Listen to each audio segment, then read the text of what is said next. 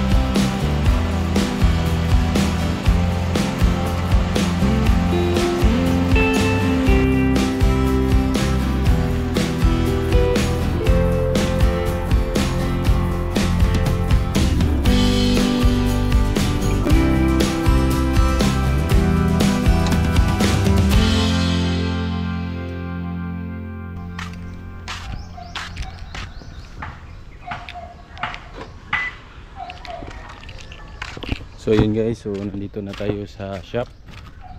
So kunin natin ang DE17 minivan at iti-test drive. So let's go. Ito ang ating Suzuki Hustler guys. Pearl white black combination.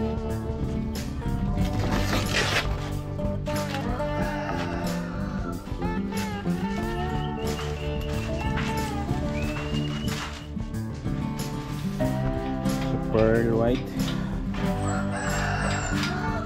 so black combination.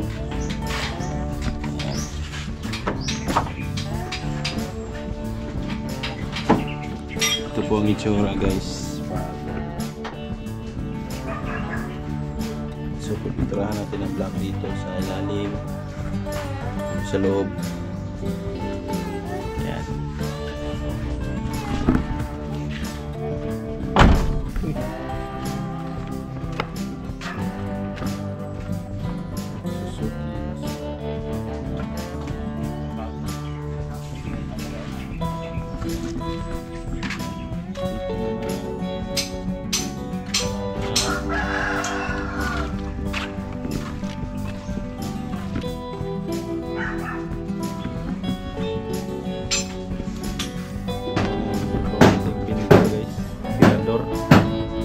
Shout out boss. Shout out boss. So dito pipinturahan natin ito ng black. Suzuki Hustler soon to release. Pearl white and black combination. So ang tirador natin guys, Mark Anthony aka Boy Isog. Yan ang tuwan ni boss Roy. Abot na kontakto. May tirador sa mga unit na guys. Sila na kay years boss tirador og kuan. Version. Sila nakatuig. Idugay na. Batanon pa ni guys. Kano. So pa-retouch mapping muna natin guys ang unit para accept talaga. Before natin i-release at i-test drive. So pa-mapping muna natin ang unit.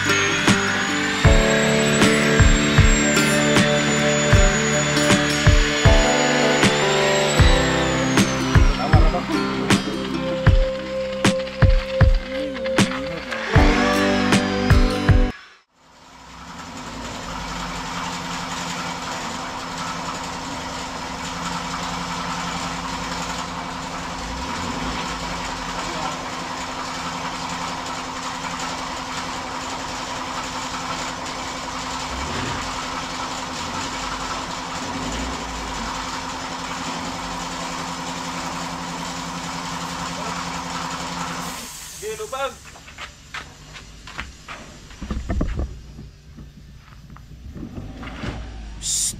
Check. Okay.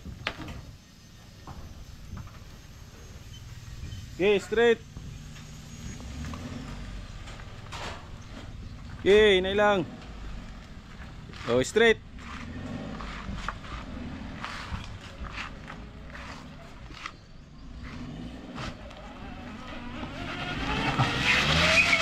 Oh.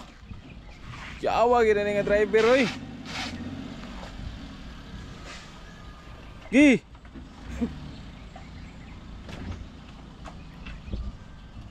Isa na motor noy. Isa noy. Isa ka na motor. Kusgan kayo na siya. Mga guys, kusgan kayo ni. Up.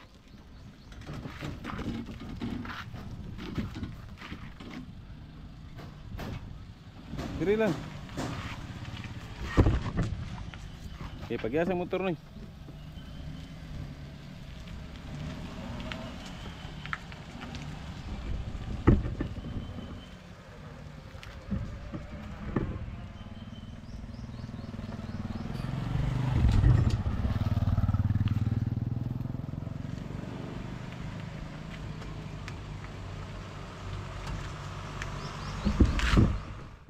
Yan mga hilas, so iti-test drive muna natin ang D17B. So i-check natin ano ang mga problema nito, kung meron man. So kung meron mga kalampag, So ipapacheck natin before natin i-release para goods ang unit, dahil itong unit ay pupunta itong Manila. So mahirap kasi guys pag Manila ang buyer. So pag may mga problem sa unit, so hindi na natin ma-check. So siguro kung makapunta tayo doon, so doon pa tayo doon pa tayo siguro kung madaanan natin ang unit, kung makapunta tayo doon, so i-check natin. Pero before natin i-release ang unit, so iti-test drive muna natin, tapos i-check natin kung ano ba ang mga problema. So kung maraming mga kalampag, so papacheck natin. So let's go guys.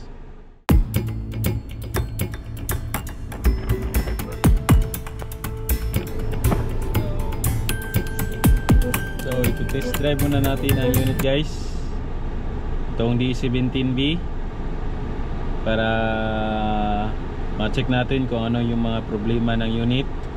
So kung meron mang dapat ayusin, ipapaayos natin. Kung merong mga kalampag, so hindi talaga perfect once nga ma-convert ang unit. So meron talagang mga kalampag guys sa unit. So i-check natin. So kung merong mga problema, so ipapaayos natin before natin i-release ang unit. So binalik natin ang unit dito sa shop kasi may kunting ingay siya sa bracket ng baki. Nasasayad ang kanyang baki sa bracket, kaya may ingay siya. Buti na lang meron tayong kaibigan maasahan, si Boss Totyo. Si Boss Totyo. Si Boss Nonoy.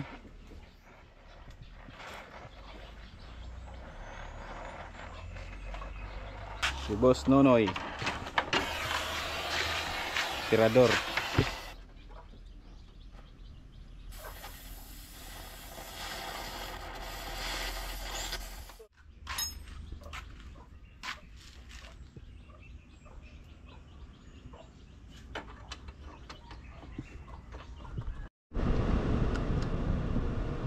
So ayan mga boss, so okay na ang ating unit. So may tumutunog kasi na dito sa kanyang steering ba, sumasayad yung kibaki niya. So natanggal pala yung bracket niya, so may naputol doon, kaya pinawilding natin ulit. So test drive na natin ulit guys itong unit. So let's go.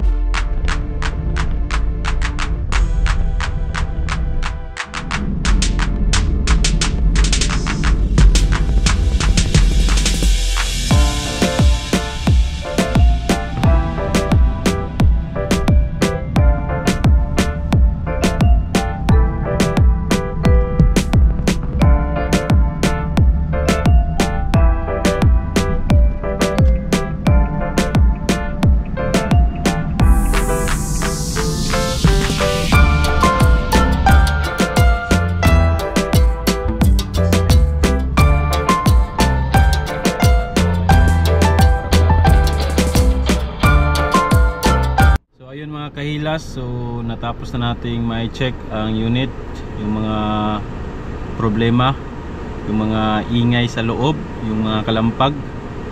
So iti-test drive natin ulit ang unit para malaman natin kung mayroon pang mga kalampag sa unit guys.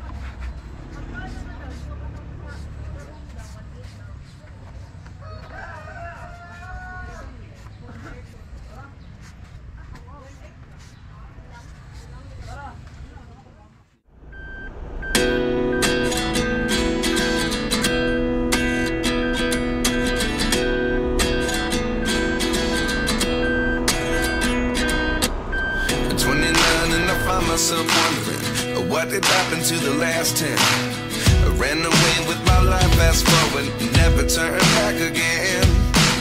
It's kind of funny that the more we pass time, the more we need to set them rewind.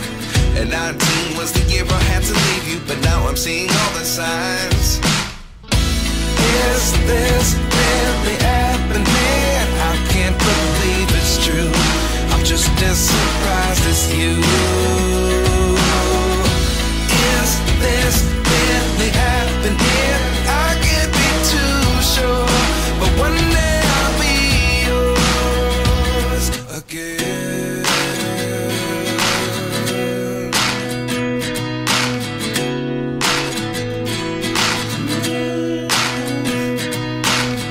Life lessons come one in a dozen. The other 11 get something from nothing. I sit here looking for an answer. Maybe the biggest question was in the last chapter. You gave me the soul I have today. Without you I never could have moved away. But now I see what you teach. I do believe I always should have stayed. Yeah. Is this really happening? I can't believe it's true. I'm just as surprised as you. Is this really happening? I can't be too sure, but one day I'll be yours again.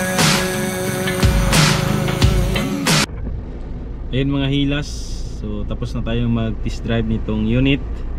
So far so goods naman. So kanina lang ay mayroon siyang kaunting ingay sa kanyang steering wheel. So ang kanyang baki-baki pala, yung bracket niya ay medyo may ano siya, may naputol, kaya pinawilding natin ulit. So ngayon ay okay na ang unit. So ready to long drive na ito. So Davao to Manila. So kukunin ito ng buyer natin next week. So ilo-long drive nila ito. So from Taguig City pa. So sa mga hindi pa nakapag-subscribe sa ating channel guys, so subscribe lang kayo. Kung gusto nyo magpatulong sa atin, gusto nyo magpasama or magpabili ng mga minivan or mga sasakyan, so PM lang kayo guys sa ating Facebook page, Dark TV. So maraming salamat sa inyong suporta guys. Ayan guys, so ito po ang ating unit na D17B minivan. So Tiptronic, so pwede matic, pwede manual. So check po natin ang loob. Yan. So ito po ang kanyang loob guys. So maganda po ang D17B minivan dahil maganda po ang kanyang dashboard. So marami siyang lagayan ng mga cup. So ayan, isa, dalawa. Tapos dito naman tatlo, apat. So apat po na lagayan. Tapos 5 dito. So malamig po ang kanyang aircon dahil latest model po ito. So itong unit ay 2018 year model. So ang mileage nito is nasa 166,000 ang kanyang mileage. So ito po ang dashboard design natin. Tapos street seat po ito. Yan.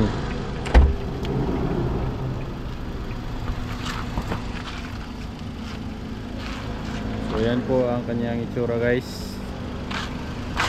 So as is po ang kanyang seat cover guys. I-open po natin dito para no.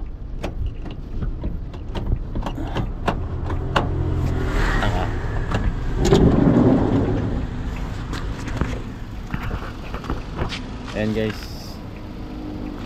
So street seat.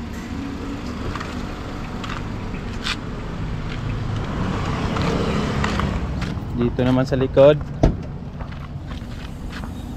Ayan. So may mga gamit pa tayo dito guys.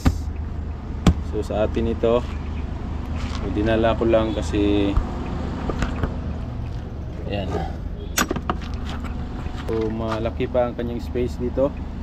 So pwede nyo lagyan dito ng upuan guys, dito kagaya nito. So itong mga gamit ay sa atin po yan. Tapos ang kanyang ceiling is maganda ng kanyang ceiling. So bago na ang kanyang ceiling, pinalitan natin.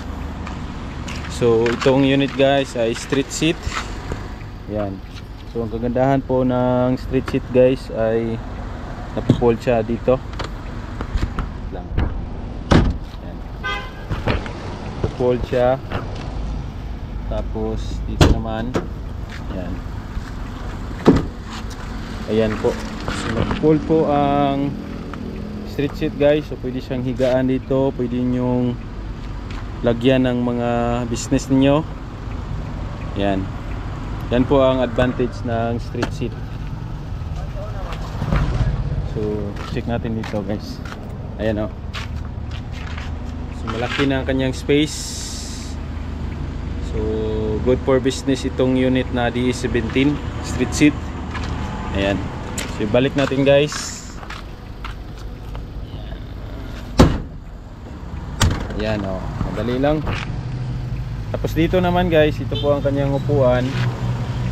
So as is lang po ito. Tapos ang kanyang ceiling guys, meron na siyang lagayan dito. So malaki po ang kanyang space dito. Pwede siya lagyan ng mga gamit dyan. Kung ano yung ilalagay niyo dyan. Ayan. Ayan po. So ito po ang unit guys. So naka-tinted na. So power window, power mirror. Ayan. So simple lang po ito guys. So basic lang po ito. Basic unit. Pwede pang pamilya, pang negosyo. Ayan.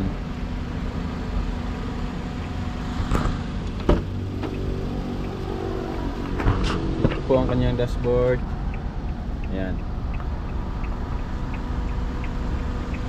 So ang price nito is 210,000 pesos. So ang price pala nito guys ay 210,000. So yun yung budget ni boss. So sa kanyang 210,000, so ito po ang na-build natin na unit. Sa halagang 210,000, meron na siyang DE17 4x2, power window, power mirror, street seat. Tapos with ano na siya, with brand new ceiling. Yan. Tapos pinaturahan natin ang mga ano guys, kanyang dashboard pati sa labas. So sa halagang 210,000, meron na siyang DE17 minivan. So sa ngayon guys, so mahina ang supply ng DE17 ngayon dito sa Davao. So kaunti lang ang supply ng DE17. So expected na mahal talaga ang mga DE17 ngayon. So aswerte yung mga nakabili na ng DE17 dahil baka next month so mahal na talaga, magmahal na ang mga DE17 minivan. So kung kayo ay gustong bumili, so kung meron na kayong cash, so bili na kayo guys. So wag na kayong mag-alinlangan. So kung gusto nyo magpabili sa atin or magpasama, so PM lang kayo sa ating Facebook page Dirk TV or dito sa ating YouTube. So paalala lang po guys sa mga gustong bumili ng mga ganitong unit. So magkaiba po ang surplus at saka brand new na sasakyan. So mga ganitong unit ay surplus from Japan. So china-chop-chop ito sa Japan, tapos pagdating dito sa Pilipinas ay ni-rebuild ulit. So sa surplus po, mayroong good, mayroong bad. Kaya dapat talaga ay buo ang inyong loob guys. So maraming salamat sa inyong suporta guys. So sa mga hindi pa nakapag-subscribe sa ating channel, so please subscribe para laging updated sa ating mga videos. So salamat guys. Amping.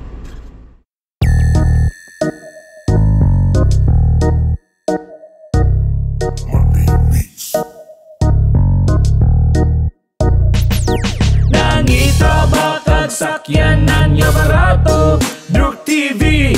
Surplus di pirulig on kaayo. sinaw pa kaayo. Durk TV, adto lang diri pangitaan ninyo. Durk TV, nangita baka og sakyanan nga baratohon. Surplus ni pero nindot og lig-on. Pwede pang pamilya, pwede pang negosyo, pwede pang forma, pwede pang uyab nimo. Dili na ka mabasa, dili na ka mainitan. Yes, kay naa na kay sakyanan. Dili na ka manakayan, dili na kang magpaktas. Bahalag surplus, basta hilas, basta sakyanan ang atong hisgutan. Durk TV lang ato ang duulan. Unya karon kabalon na mo kung asa mo palit.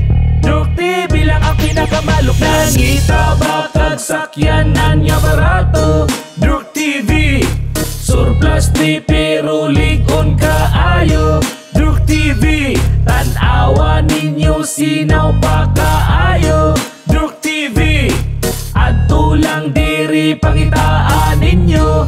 Durk TV, unya karon kabalo na mo kung asa mangita brato nga sakyanan. Durk TV, bahalag surplus basta hilas.